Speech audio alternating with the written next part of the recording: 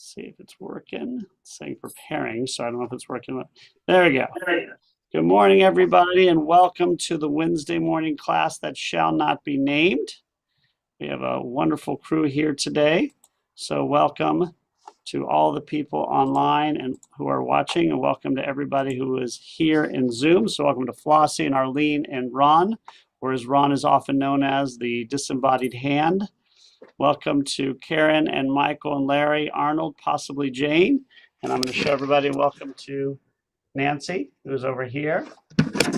Today, we're going to be talking about let me get this straight, the top 10 Jews of all time. It's funny because Nancy brought up a person who brought up Jesus. Would Jesus be considered one of the top 10? Are we talking about people who've influenced Judaism or the world? So I was thinking more of who've influenced Judaism, but if we talk about who've influenced the world, obviously he would be at the top of the list there with Moses, maybe even number one. But I think we're going to talk about who influenced Judaism the most and had the biggest, most profound effect on Judaism.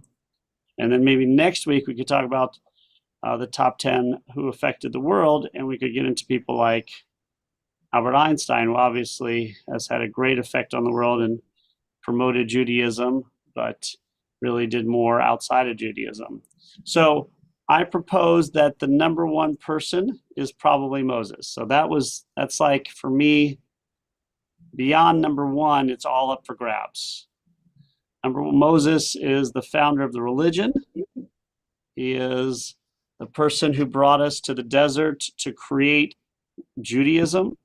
He had a community, so he established a community. Now, other people may debate and say not, but he would be my number one. And after him, there's a host of people we could talk about who've really both biblical and post-biblical. And so we'll go over some of the major players in Jewish history. The ones in the Bible may be a little bit more prominent in terms of worldwide exposure, but some of the other ones have had even bigger effect. So who is number 2 through 9? Who are number 2 through 9? And I'll invite people to give their opinions as to who they think they are. Obviously, King David? Oh, I'm sorry. Go Flossie and Karen, or Karen and Flossie. I was going to say Anne Frank. Anne Frank. That is one I was not thinking about. So I'm going to put a list of here. Anne Frank would, and why do you think so? I feel she brought the Holocaust, let's say, in view of the average person. It was an individual writing rather than having how many times you hear it, statistics, numbers, and a lot of people. I feel she reached the most people about what happened. And it still is. And that's an excellent point. She really brought the human quality to it as opposed to just the numbers. And I think you expressed that perfectly. So Anne Frank definitely could be up there. Obviously, it's an ironic sort of person because she became famous after she died and never saw the fame herself. But so that's a really good one. And we'll go to Karen and then Ron. Well, I was going to say, I'm going to say King David. Then I have a second thought because Flossie's comment made me think of this, and it would be Leo Frank. Do all of you know who Leo Frank was? Yes, we do. Okay. Because what happened to him led to the founding of the Anti-Defamation League. Right. And that certainly has, been a major there's even a Broadway. We saw it. Yeah. Parade. What's the name of it again? What's it called? Parade. Yeah. Parade. A lot of people I know, non-Jewish, who've seen it. It was beautiful. Yeah. We saw it when it opened in Atlanta years ago. Leo Frank is the gentleman who was lynched in Atlanta. And that's the Jewish guy. So these are two who have really, brought change through their deaths, which is a really interesting way to do it. So, all right. So Leo Frank, Ron, and then Larry. All right. What I wanted to mention about Anne Frank, there's a town in Germany that has an Anne Frank daycare for young children. and they're thinking about changing the name from Anne Frank to a non-political name. Well, it's a shame when Anne Frank becomes politicized, but it has happened. No, anyway, that is a thing. Yeah, no, that's a shame. So, but things happen. I hope they don't. Larry, you had somebody you wanted to mention. Yeah, Michael. I'd come up with a list. I have about Perfect. 6 things, so I'll give them to you one at a time, and Perfect. rather than discuss them. Maimonides, Hillel, Samuel, who I just read about, and I've kind of changed my opinion of him, Elijah, Theodore Herzl, and Stephen Wise. Yeah, these are all names that could be there. I mean, especially, all of these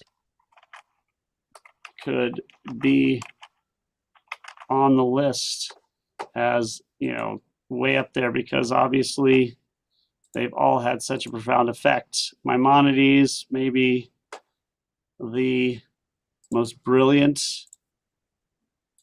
of Jews all time, and obviously probably one of the most important Talmudist and philosopher in our history.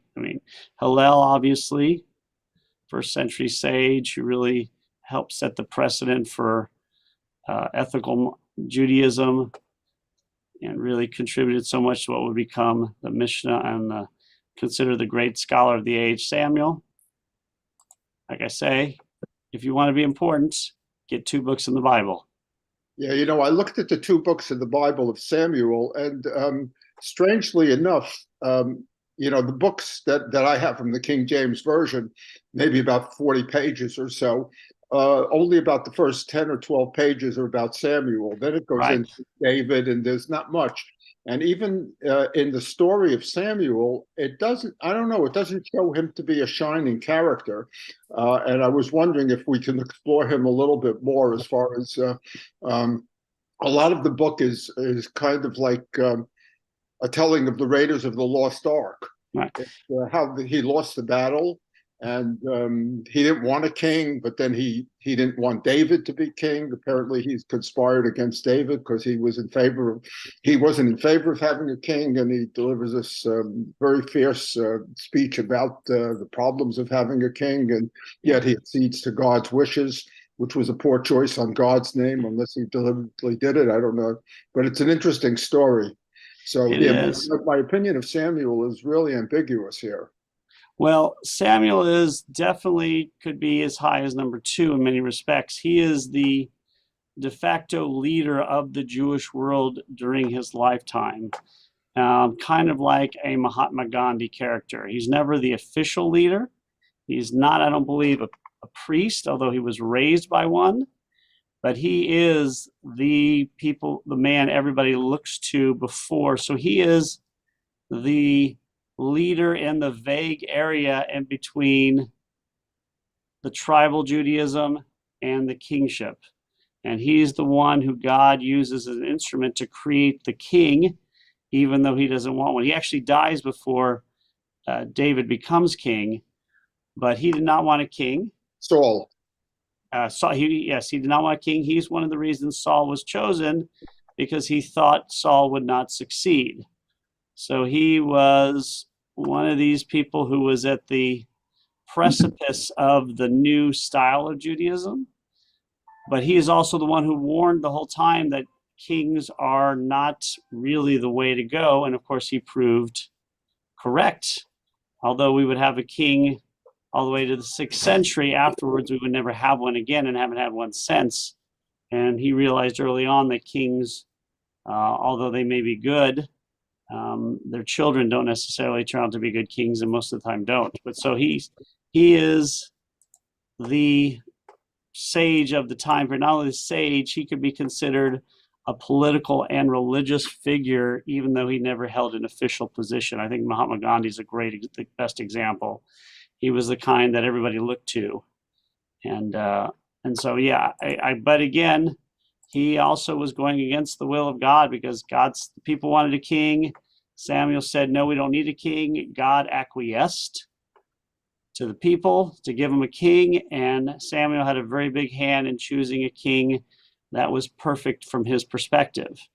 Why was Saul perfect? Because Saul was this tall, good-looking, charismatic figure, kind of like Michael and Larry. And What but he about was Ron? and Ron, but Ron's not here. Right. Ron is not there. All there is a hand. Well, you could say Ron's hand. Ron's Carry hand, like a combination of Larry and Michael with Ron's hand. Like the perfect. So, but Saul was from a very small tribe. He's from the tribe of Benjamin, and in no uncertain terms, Samuel knew that he would not be able to rally everybody to defeat the Philistines, that he did not have the backing or the strength of character. So Saul picked somebody who looked like he was the right guy. So everybody would say, oh yeah, he's definitely it. But Saul knew he wasn't. So But God directs him to Saul, right? God directs him to Saul, but it depends how you look at it, from what perspective you're looking at it.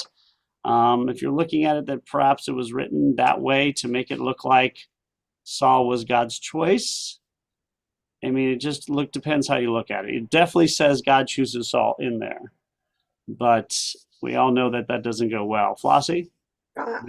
Michael, but I liked Larry's Herzl very much, and under Herzl or around that area, we could put Goldie Meir. yeah, we got a woman in there. And I think Ben Gurion. Yeah, and I think those are both good choices. You know, these are choices that it's going to take a long time. We have a Jewish state for the first time in several thousand years. I think, you know, we've only had it for 75 years or so.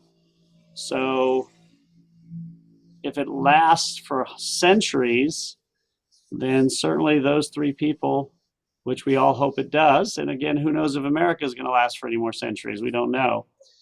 But certainly the advent of the state of Israel, and you could pick between Herzl and Ben Gurion as who's more important.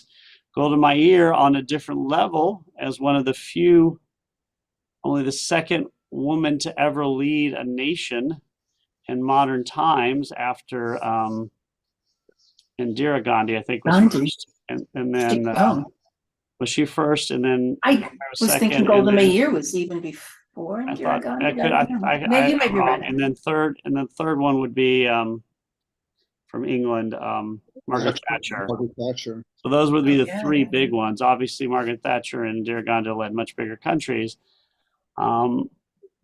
But yeah, I think all three of those. We also forgot to mention Elijah, who I is. think Larry did mention. I mean, Didn't Larry mention? mentioned. Just we forgot to speak about it. Oh, Elijah, okay. Yeah. although doesn't have a book, plays a major role as one of the preeminent prophets who's passing down Judaism, and he also has a disciple that is almost to his level, which is also very rare in the prophetic world. Let's go to Michael, who wanted. We're Michael. waiting, and then we'll go to Karen. What about Stephen I Wise? was going to. While I you're was going thinking to. of mine, what about Stephen Wise? Oh yeah, Stephen Wise. Obviously, if you're looking at modern Judaism, modern American Judaism, he's one of the big players. Michael. Sorry, Michael. No, it's fine. I was going to say Theodore Herzl, and Sorry. I think he's, ranks up there because without his work, you wouldn't have a state of Israel, and he was really the founder of modern Zionism, and I think that he's just really, really important. You wouldn't have Ben Gurion, you wouldn't have Golda Meir. That's an excellent point. I think he ranks, really, really high. So if you put as Zionism is way up there, then he obviously David Ben Gurion was essential, but he could have had other people in his place, whereas Herzl is irreplaceable in many respects. Well, I'm not necessarily saying that because he was a Zionist, which of course it's kind of, I don't want to make this convoluted, but it was his work that really led to the creation of the state of Israel. You're right. Right, I agree. In fact, if it hadn't been him, it may not be. He's the one person who might say, if it wasn't for him, the state of Israel would not be here. If you go a step further back, though, you'd have to go to Dreyfus, because it was Dreyfus seemed to be the impetus behind Right. And sometimes he's Oh, forgotten. I mean, we Well- sometimes forget how important. I mean, again, again, kind of similar to Anne Frank and Leo Leo Frank. Frank. Yeah. They didn't do anything to make themselves become famous. He became he was the instrument that helped decide the fate of France. I mean, the parties' names were named, you were either a Dreyfusonian or an anti-Dreyfus. Those became the major parties of France to show how important it was. They were deciding if they were going to go the way of democracy or kingship. And he was the instrument that really led to that massive final debate. So yeah, he would, and he's not as well known, but I did a whole series on him, and he is, he really is one of the most important Jews in history. Well, he was the one that motivated Zola, of course, to write the editorial. Exactly, And that's what Zola did. He motivated Herzl to say we can no longer live in this community. We have to have a land of our own. Yep, and that is all. So it's all the who knocked over the first domino. Was it Herzl? Exactly. Dreyfus? Was it the writer Zola? Was it somebody else? We had other people at the time. Rothschild, who was already funding people going to Israel before this time period.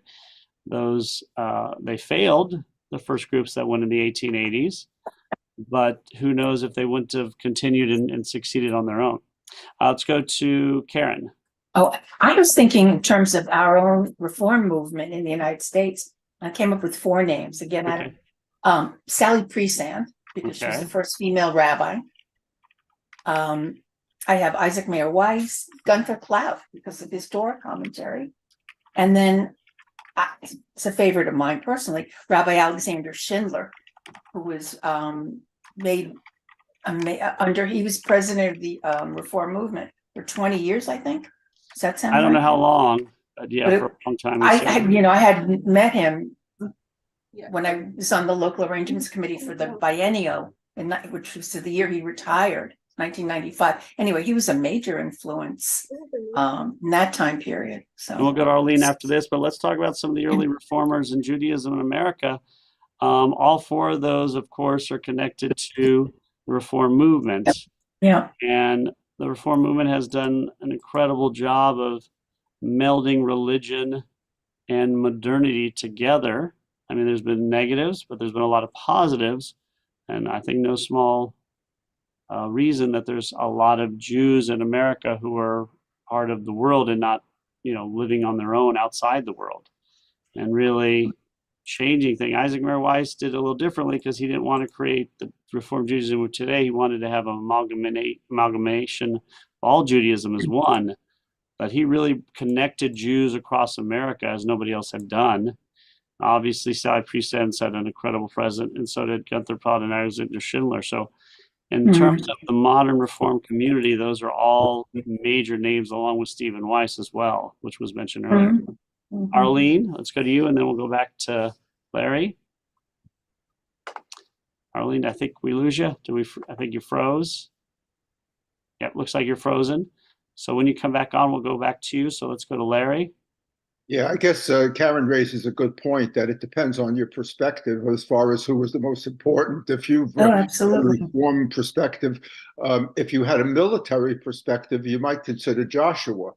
Now, Joshua, of course, is the heir apparent, and he's the proclaimed, successor. He's the guy that finishes the job that Moses is declined to get done. He's I guess he's even taught at West Point as far as military history, and the fact that he was sort of a bloodthirsty kind of guy, I guess, and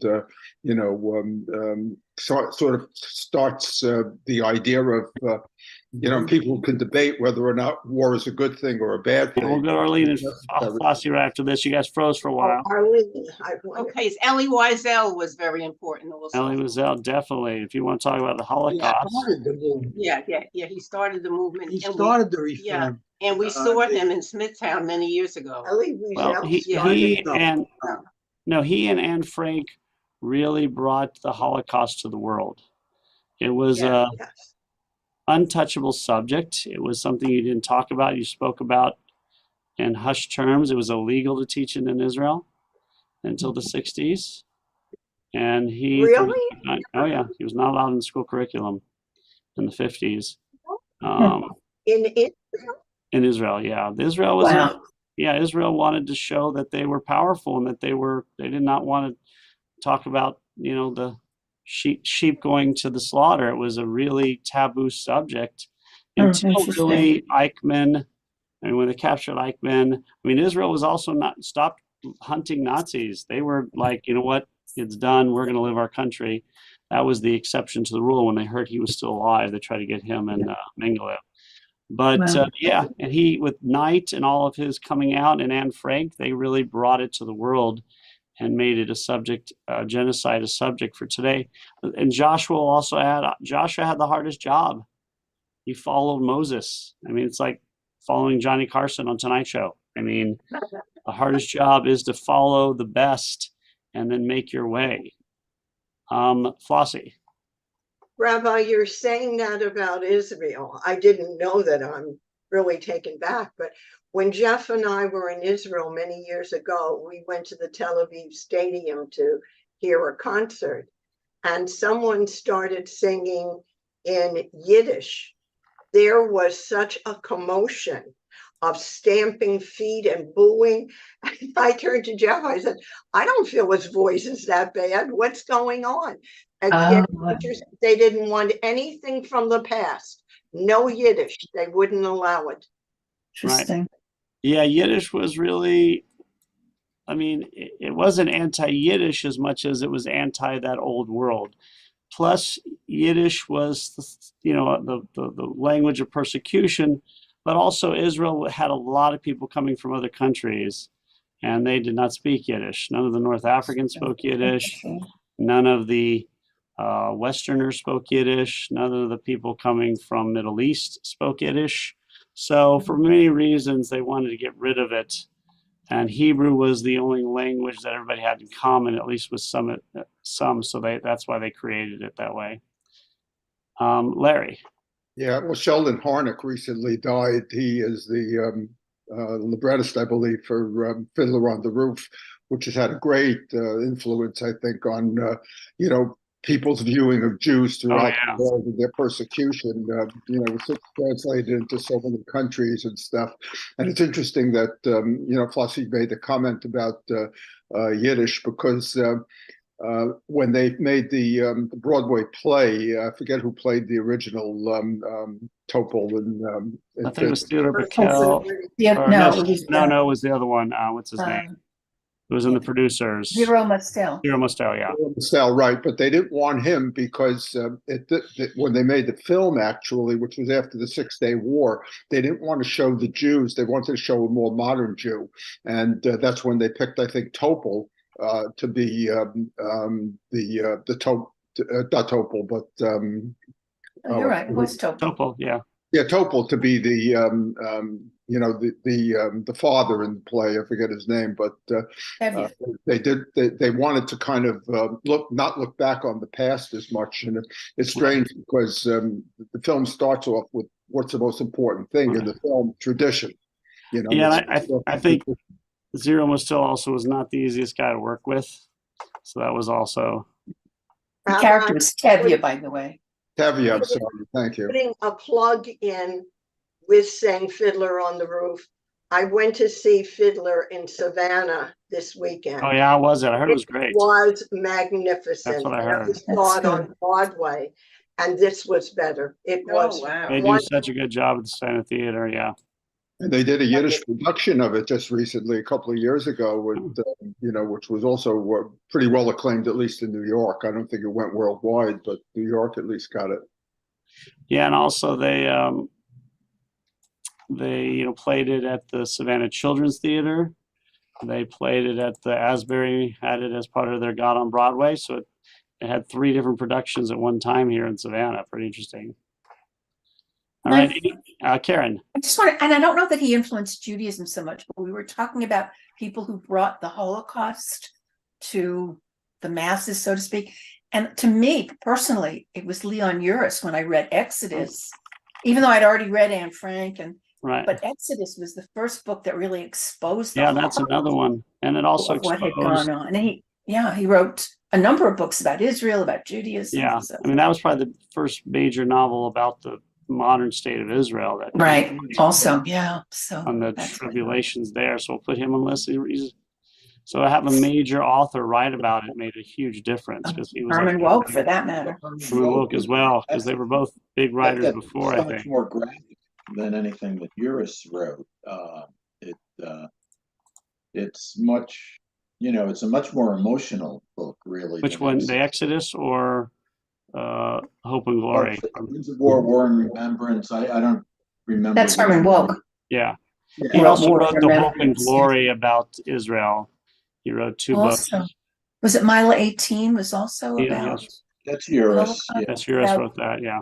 the Warsaw Ghetto? Is that what that was? I can't remember. I forget read now. it. I read the book years Yeah. ago. I can't remember. I did too. I think it To look it up. was. Mhm. Let's see. I'm looking up Mila 18. It's really sad. We read all these books and then we don't remember any of them. Yeah, it was about that. Yeah. Wow. Yeah. Well, we remember some things. Some books we stick out, but we only have so much memory. I have very little Yeah. memory. I have like this much. You So- got to get more RAM. But Mila right. 18 is about the Warsaw Ghetto. Yeah. That's what I thought. I just Well, I'm going to add a couple because we haven't added a lot of the biblical players. So I'd say the patriarchs, especially, Abraham and Sarah, who, create now, did they actually exist? Unlike the farther back in the Bible you go, the harder it is to prove existence. But certainly the founding of monotheism is a huge accomplishment. And so to have them change the world in this way, I think is a big, some would put Abraham as high as number one even, or as high as number two. But all the patriarchs, they kept in the family, but they stayed alive. They ensured that this idea didn't fade through a lot of hardships. So they are probably up there as well, I would imagine. What do you think was Abraham's original goal in monotheism? Why was that so important to him not to have individual idols? Was he hoping for world peace? Was he saying, well, maybe if there's only one person up there and we all believe in that one person, then we could unify the world? Do you think he had that big an aim in mind? I don't think he did. I think if he did have that big of an aim, he would have tried to preach it, where he didn't really preach it. He just set a good example for others. So he was not bringing people to the thought process. He was trying to prove that, to be respected is essential, and that comes from behaving in a certain way. But he was not bringing it to the masses, and that was the reason that Moses really takes the number one slot in my book. But yeah, I mean, he was the first domino of all. He and Sarah to knock over the domino and say ethical monotheism is important. We believe in a God that expects us to behave. We don't have all the rules yet, but we read it. God expects you to teach your children right from wrong, and that is, really where all of Judaism comes from. But again, he kept the just in the family. You see him interact with Egyptians. You see him interact with Canaanites, but there's never this attempt to bring them over to the idea. Except for Melchizedek, we really don't see any other monotheists or anybody even referenced that way.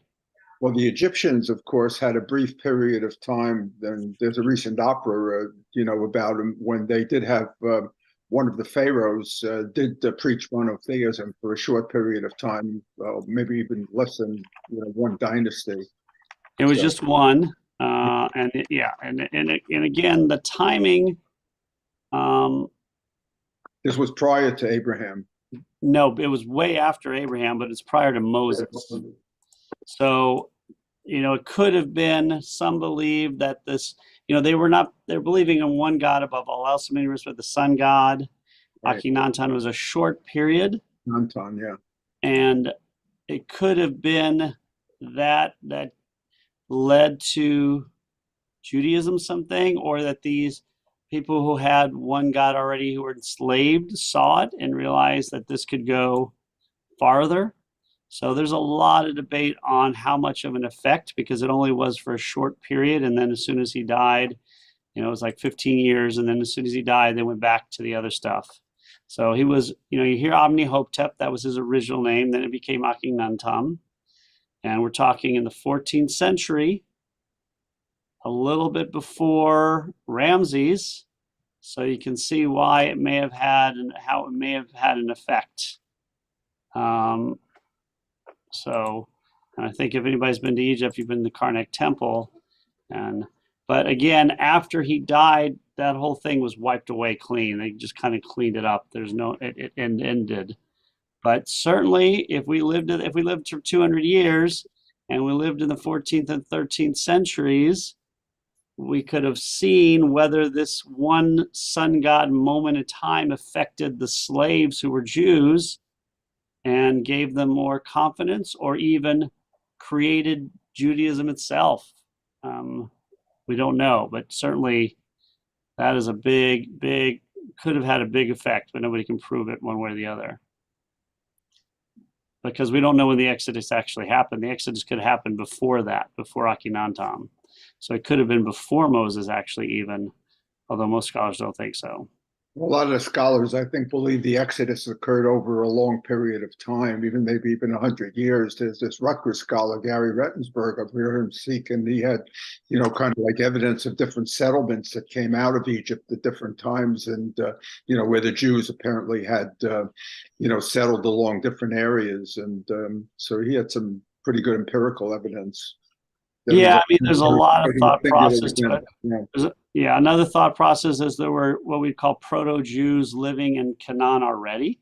Right. Some of them were slaves, so when they moved there, they went back to their distant families. So one group would have been the Hebrews.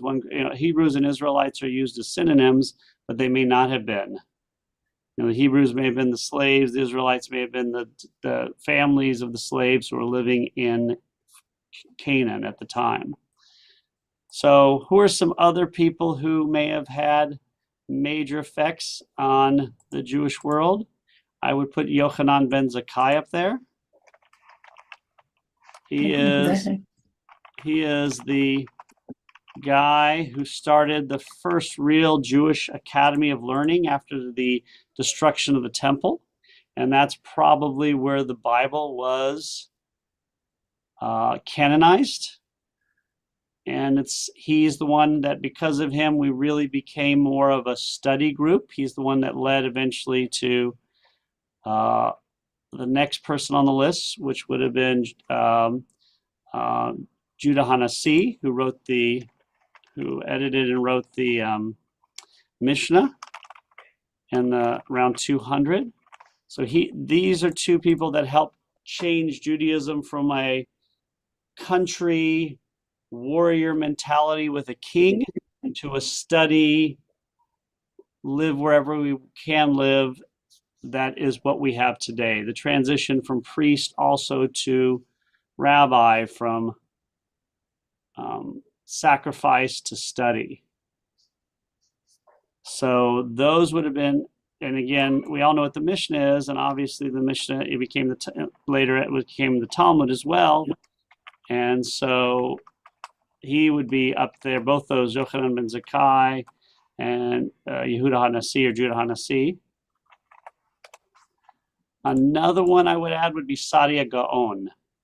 Now, he's not as well known to some, but he had an incredible influence on it that we don't realize. So around the 8th, 9th, and 10th centuries, the center of the Jewish world was in Iran right now, in what was it called then?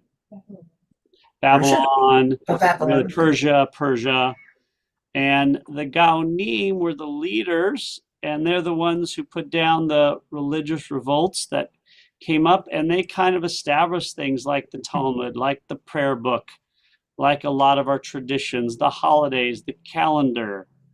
And so they are the ones who helped create what we have, the only one spouse for women, for men. I think all of these things came here. The eventual, just almost everything we have in Judaism in many ways comes from them. They kind of cemented and took all the different things and chose what would be the future of Judaism. And Saadia Gaon is the most famous and the most important one, especially, so he would be way up there as well. Can you repeat his name? I'm sorry. Saadia Gaon. You can look at the Gaonim. It's Gaon. Right. And What's then his first name? I'm looking. Saadia, S-A''ADIA, or just SAADIA. And we're Okay. talking about the end of the 9th century and the 10th century. Eventually, the power in Judaism would move to Spain, but at this point in history, it's the Gaonim of Babylonia that really create what we have today. They put down other movements in Judaism to make sure we kept this one, whether good or bad. They cemented the Siddur, the calendar, the holidays. All of these things were done there. So a lot of what we have goes back to their time. And some of it goes back farther, but they're the ones who said this is what Judaism is going to be in the future. So they kind of chose what would be. And so if you read him again, they just did incredible amounts for Judaism and were ruthless against the competition. Larry. Yeah, we had mentioned Saul and David briefly, and the other major king, at least of the top first three, was Solomon. Right. He's noted, of course, for the decision he made about dividing the baby, Solomon's wisdom and stuff like that, and building the temple. But I've recently seen a little video. I'm not sure. I haven't read the Book of Solomon, but he did some pretty disastrous things. Oh, yeah. I mean, he was pretty devious as far as the way he did it. His son, of course, took over, and the son was even worse than he was. So I don't know where he would, Well, I wouldn't say worse than he was, because Solomon, again, the Bible takes a very strong stance against the kingship. Solomon and David are considered two of the greatest, and they do amazing things, and then eventually they kind of lose their control over their pride and do terrible and fall in the second half of their reigns are not great. So it's the idea that even great kings are fallible, and in many ways, the greater the king, the more mistakes you make. So Solomon could definitely up there. He brought peace. He helped create the temple, which would be the center of the Jewish world. When it comes to King David, the only person in the Bible that has more spoken about him, that has more airtime than David, is Moses. So, David is a major figure in creating the kingship, probably the most talented of anybody in the Bible. And so definitely these two, the other kings, there are only two other kings that would be considered, and that would be Hezekiah and Josiah. Hezekiah saves Judaism when he builds the tunnel that gives the city of Jerusalem water when they're being sieged by the Assyrians. Syrians don't know they have water, which means the Assyrians who decide not to siege, but just to wait them out. What do you call it when you circle them and don't let anything in? Siege. It's siege, but they're not actually attacking them there. You just stand outside, don't let food come in, don't let water. Embargo.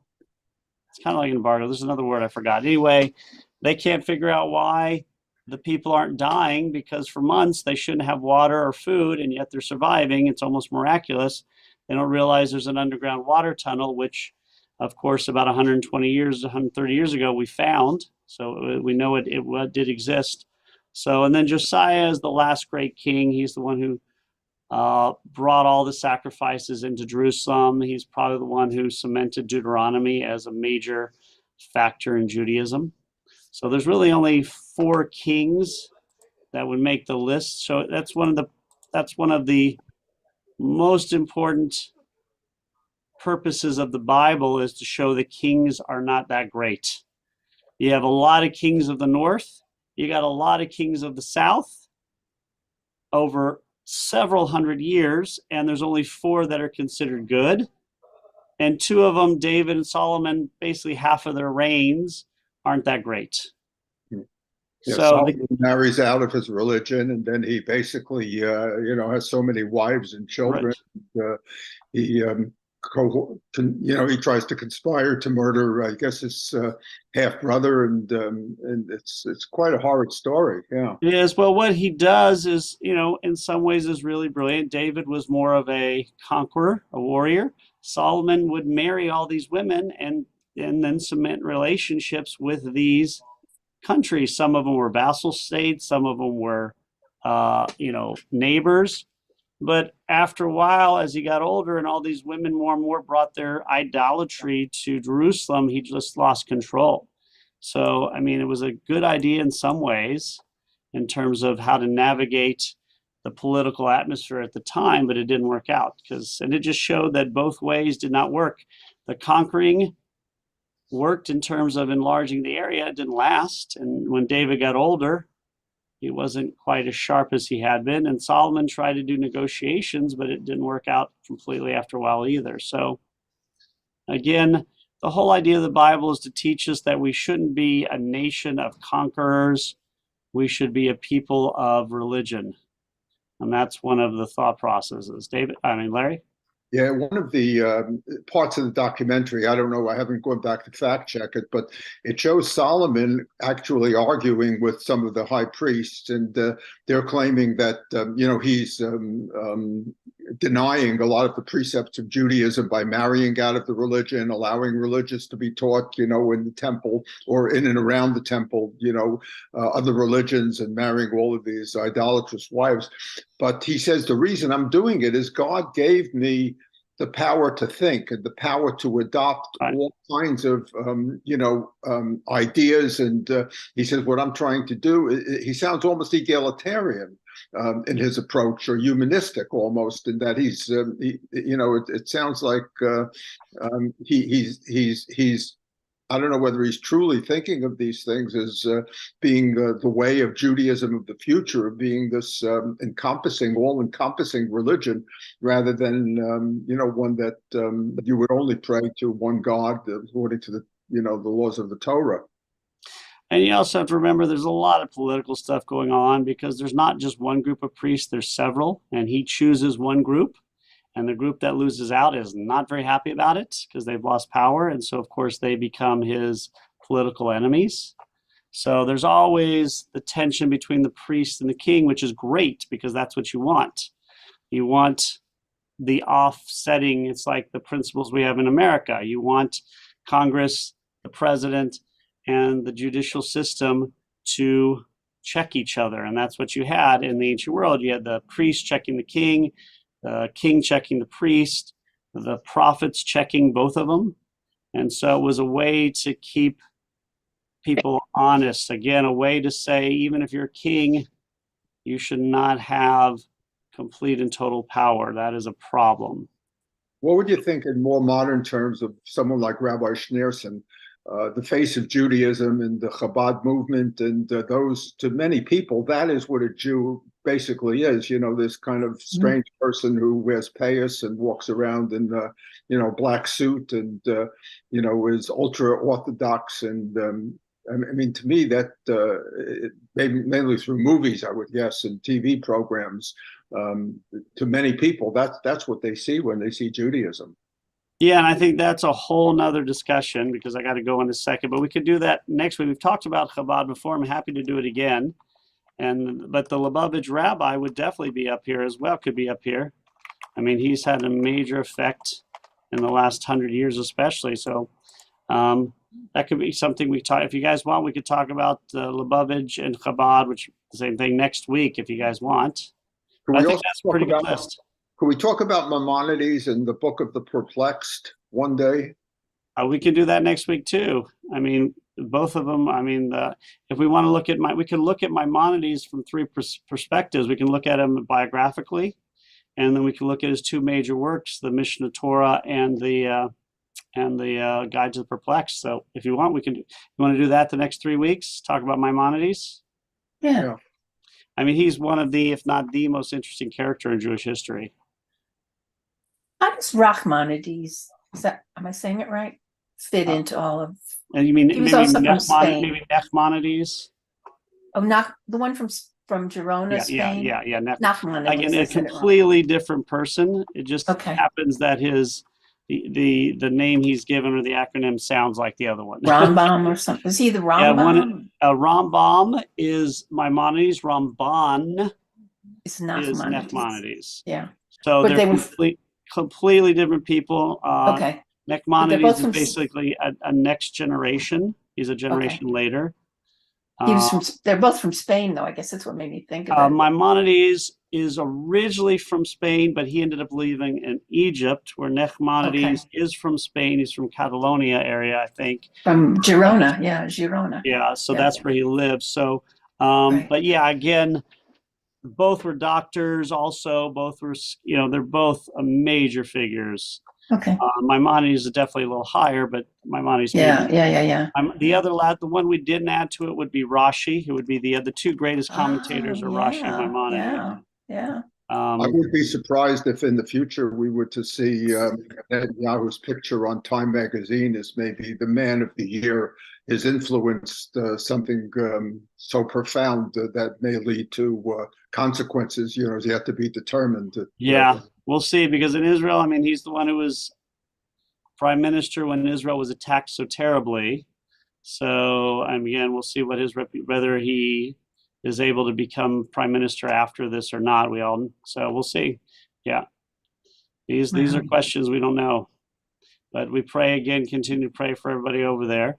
I'm going to end right now because I have a guest coming, so I need to go visit him. But next week, we're going to do Maimonides. Okay. So next week, we'll start with the bio.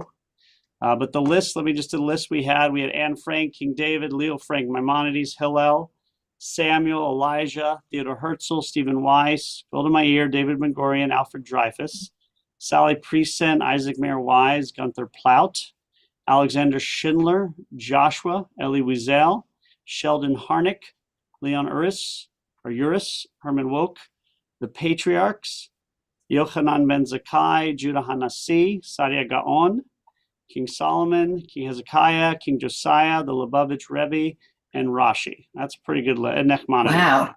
Wow. That's This a pretty good amazing list. That's pretty good. That gives us a year's worth of things to discuss, Yeah. right? And we're going to, next week, instead of doing Maimonides, let's just study in depthly all 31 of these people. Okay. Yeah. Get But it I off. think I'll this just could keep us really busy for a fast. year studying all Yeah, we these can people. study some of these people. Well, let's do Yeah. Maimonides next week. Maimonides Okay. is definitely high on the list. Put Great. them all into AI chat. If you put them into AI chat and say, give me a 5-minute summary, you'll get it. It's unbelievable. Let's not do that, because I need to keep this job to pay for my kids to go to college one day. But yes, I've seen some AI sermons, and they're a little scary because they're pretty good. So Very good. They're just very remember, good. they cannot compete with my jokes That's right. yet. Yeah, we'll see you tonight. I'll Yes. see you guys Speaking tonight. of Please jokes, laugh at my jokes tonight. Again, we'll see how it goes. Oh, and we were going to do witchcraft next week, but instead of witchcraft, we'll do Maimonides. How's that? Good. There's a lot on Sounds the good. plate. All right, guys. We'll see you And- later. So let's put you on view. Thank you, everybody, for joining us. From everybody here, we'll see you next week. Yeah. Nancy, Take wanna- Good care. list, Bye-bye. everybody. There's Nancy. We'll see you all tonight. We'll see you guys. For those of you who will be at the comedy thing, I'll see you tonight. Okay.